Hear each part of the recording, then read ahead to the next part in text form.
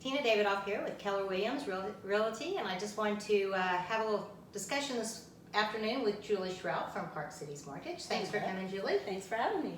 Well, this morning I woke up, I knew we were going to be sitting down and talking today, and the first thing I did was I looked at the Dallas Morning News, and there was an article about real estate and how great the market is. How's your last month been? Incredible.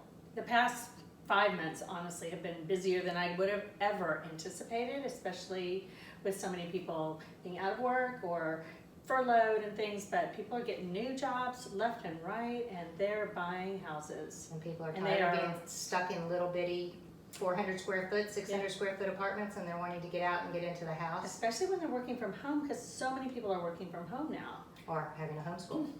Homeschool. I say, you know, it's like, okay, everyone's sitting at home and they're saying, okay, I need to redo this in my house. This isn't big enough because my kids can't run around, or it's so big, I don't need all this space. Whatever it is, it's making them want to move. Absolutely. Well, the article this morning was saying that July we're up 25% over last July, which is crazy in the middle of a pandemic.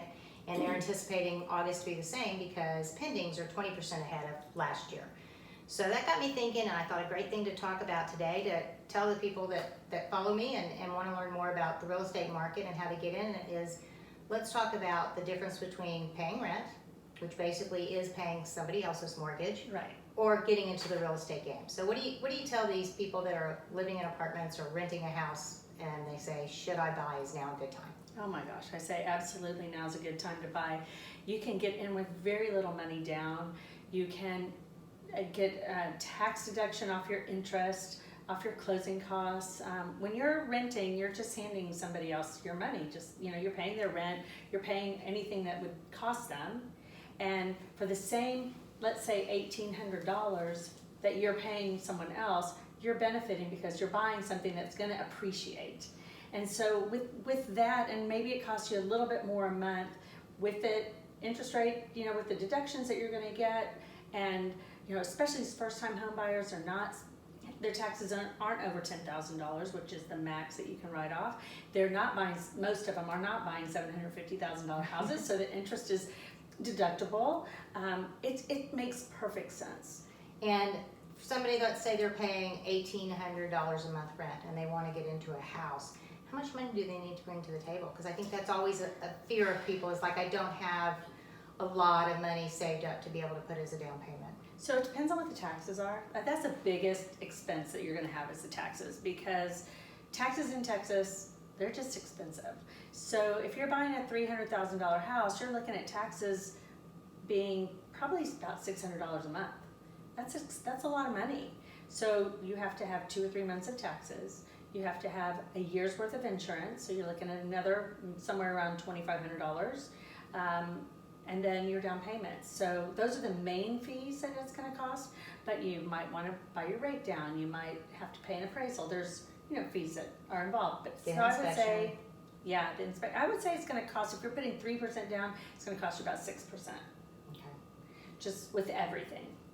But now's a good time to do it. Now's, if you have any money saved, now's a good time to do it. You can borrow from your 401k, and some people say I don't want to do that. The thing about borrowing from your 401k is when you pay it back, you pay yourself.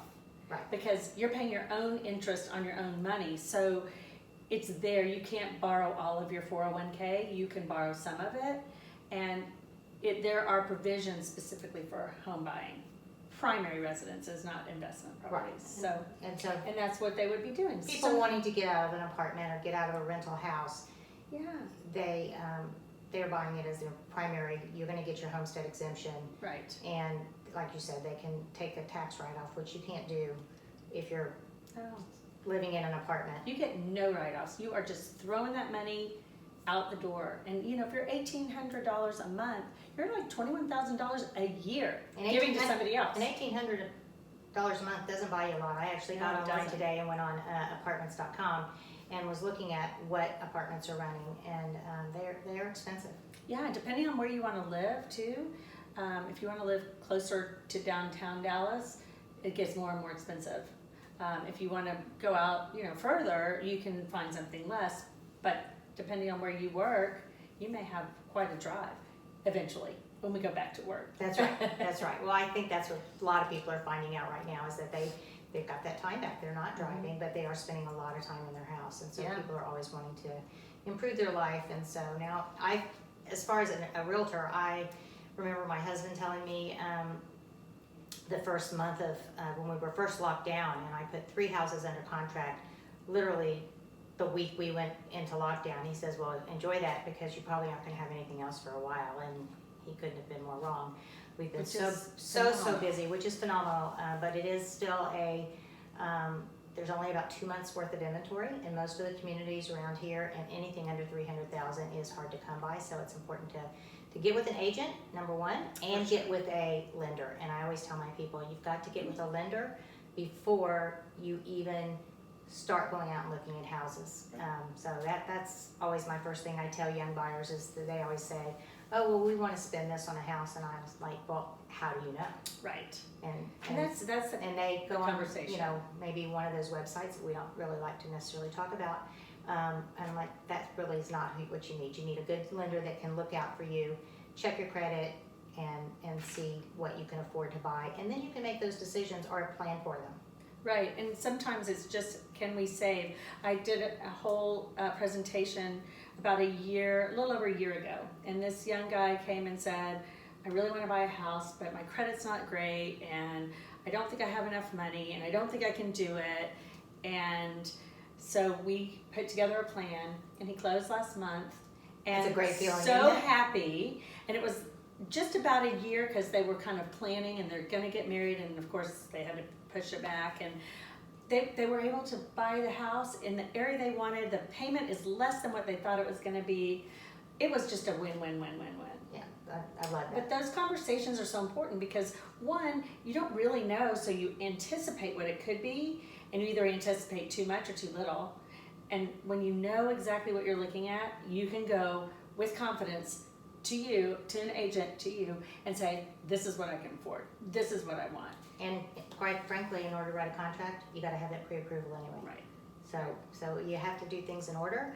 I think a lot of times people wait, and they think they're assuming what they need to do, and so then they never take the first step. Right. But get educated, learn what you can.